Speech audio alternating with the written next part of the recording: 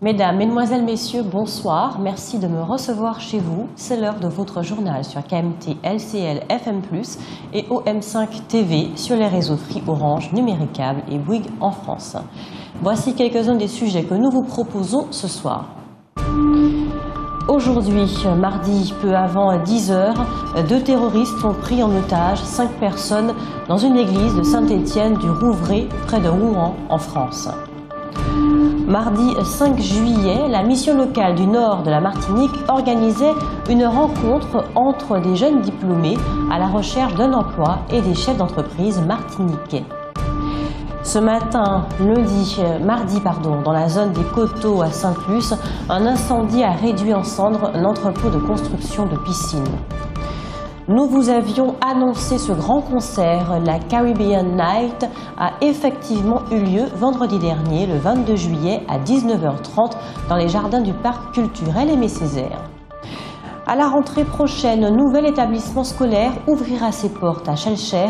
Il s'agit de l'école Saint-Raphaël, un établissement catholique privé. Pensez-vous que l'on puisse traiter un sujet grave et sérieux sur un ton humoristique? C'est la question que nous vous avons posée dans votre rubrique sondage. Un pas a été franchi dans l'horreur des attentats, puissons-nous en être gardés? C'est ce dont il sera question dans votre savoir et réfléchir. Aujourd'hui, peu avant 10 h, 2 terroristes ont pris en otage 5 personnes dans une église de Saint-Étienne du Rouvray, près de Rouen. Le prêtre qui officiait a été égorgé. Un autre otage a été grièvement blessé.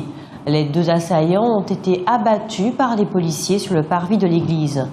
L'attaque a été revendiquée par l'État islamique.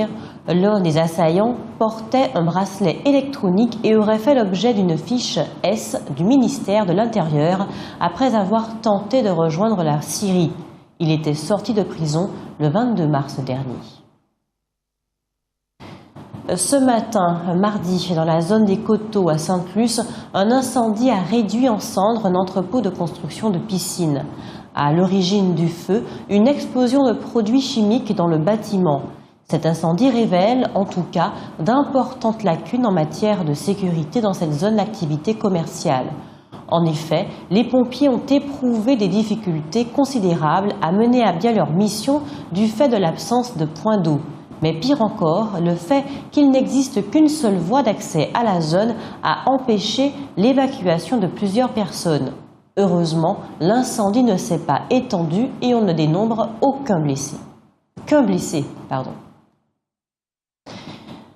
Mardi 5 juillet, la mission locale du nord de la Martinique organisait une rencontre entre des jeunes diplômés à la recherche d'un emploi et des chefs d'entreprise martiniquais. C'était ce qu'on pourrait appeler un entretien d'embauche ouvert, puisqu'il y avait des offres d'emploi à la clé dans des secteurs divers. Une quinzaine de jeunes y ont participé.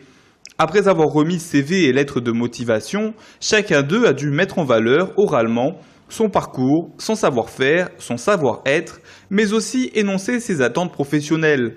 En réponse, ils bénéficiaient des critiques constructives du jury composé de chefs d'entreprise. Pour la mission locale, il s'agissait à travers cette rencontre d'aider ces jeunes diplômés à renforcer leur confiance en eux, mais surtout à pallier l'insuffisance de leur réseau professionnel. 2 points qui, selon eux, expliquent leur difficulté à s'insérer dans le monde du travail. Entrepreneurs et postulants se sont dit en tout cas satisfaits de cette rencontre qui aboutira peut-être à la signature de contrats d'embauche. Rappelons que la mission locale est une institution nationale présente sur l'ensemble de notre territoire et qui accueille tous les jeunes de 16 à 25 ans souhaitant trouver un conseil, un appui, un accompagnement personnalisé pour faciliter leur entrée dans la vie professionnelle.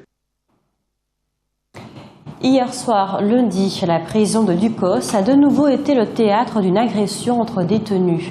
Les gardiens sont intervenus alors qu'un prisonnier ligoté et bâillonné était roué de coups par ses codétenus qui avaient peut-être la volonté de le tuer.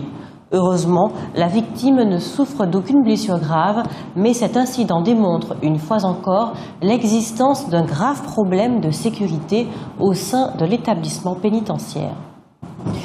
La grève se poursuit à l'Office du sport et des loisirs du Lamentin. Hier, les grévistes ont refusé de signer le protocole de fin de conflit proposé par la direction.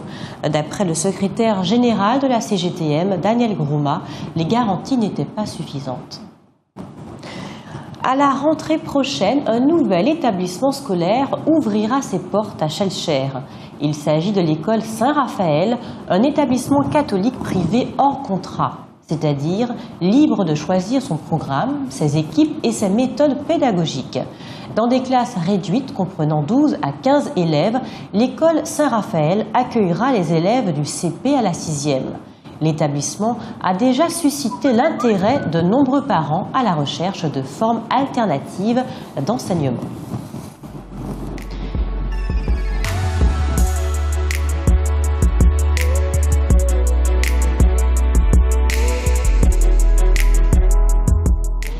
Dans le cadre du festival culturel de la ville de Fort-de-France, mardi dernier, à l'église de Balata, le Navelus Quartet a proposé un répertoire éclectique et audacieux. Le Navelus Quartet, ce sont de jeunes musiciens prodiges qui interprètent de grands classiques de Chopin à Eugène Monat.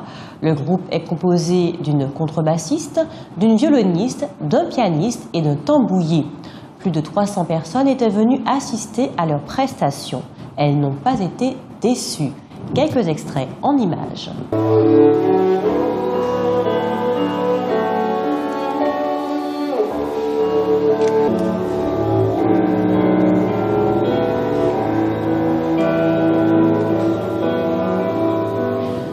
Nous vous avions annoncé ce grand concert et il a effectivement eu lieu vendredi dernier, le 22 juillet à 19h30 dans les jardins du parc culturel Aimé Césaire. Il y eut tout d'abord ce duo mythique qui a fait vibrer toute une génération, mais qui ne s'était pas réuni sur scène depuis une dizaine d'années, Éric Virgal et Orlan.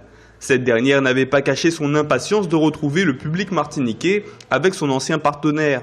Elle avait annoncé aussi qu'elle allait transformer le parc Aimé Césaire en une vaste piste de danse. Et c'est ce qu'elle a fait. Elle et lui, Éric Virgal et elle. L'ambiance festive et cette manifestation a démontré, mais en était-il vraiment besoin, qu'il est possible d'associer rythme et musique, c'est-à-dire danse et déhanchement, avec des chansons à texte, même lorsqu'elles sont dédiées à des monuments comme Aimé Césaire ou Nelson Mandela. Une prestation réussie donc à tout point de vue. La seconde partie du concert nous a conduit à Cuba avec le chanteur Manolito Simone et son orchestre. Répertoire caribéen très varié, allant de la salsa à la dancehall, en passant par le boléro. La foule à ce moment-là s'est davantage portée au devant de la scène. Comme pour rappeler que la Martinique, toutes ces dernières années, s'est également convertie au rythme sud-américain, comme en témoignent les nombreuses écoles de salsa qui ont vu le jour. Depuis 23 ans, le groupe Manolito y Trabuco a déjà parcouru une quarantaine de pays sur tous les continents et vendredi soir, il a, lui aussi, enflammé le public martiniquais. Rappelons que la spécificité du groupe Manolito est d'associer les musiciens talentueux de plusieurs villages qui ont chacun leur manière d'interpréter la musique dite latine.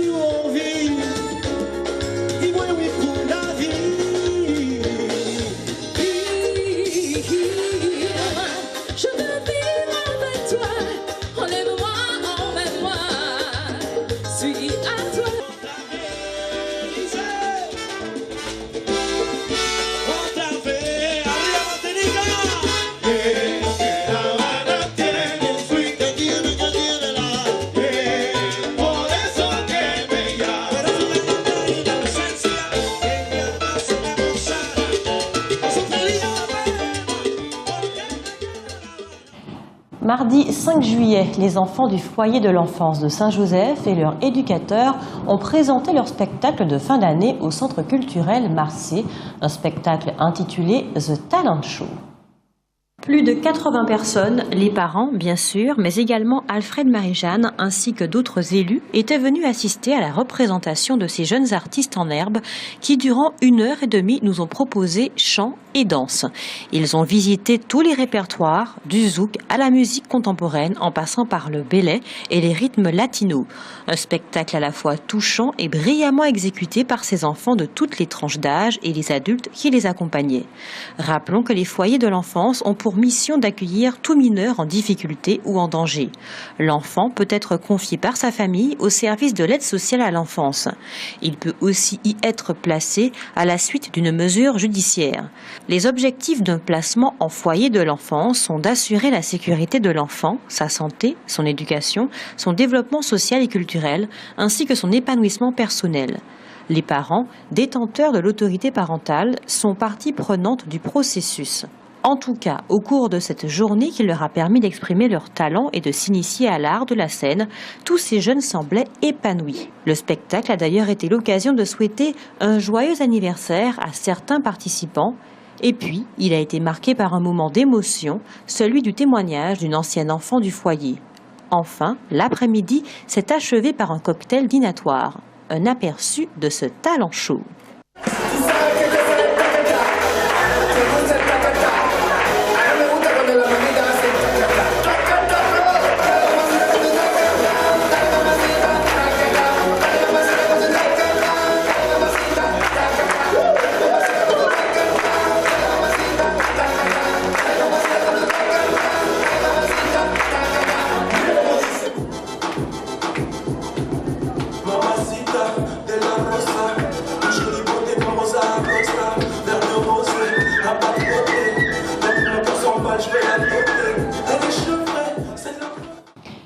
Voici une découverte qui réjouira probablement les marins-pêcheurs et rassurera les consommateurs.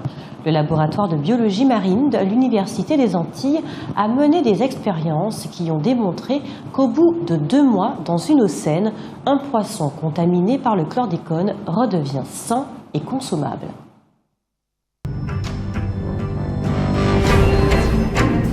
Restez connectés aux Outre-mer avec outremernews.fr.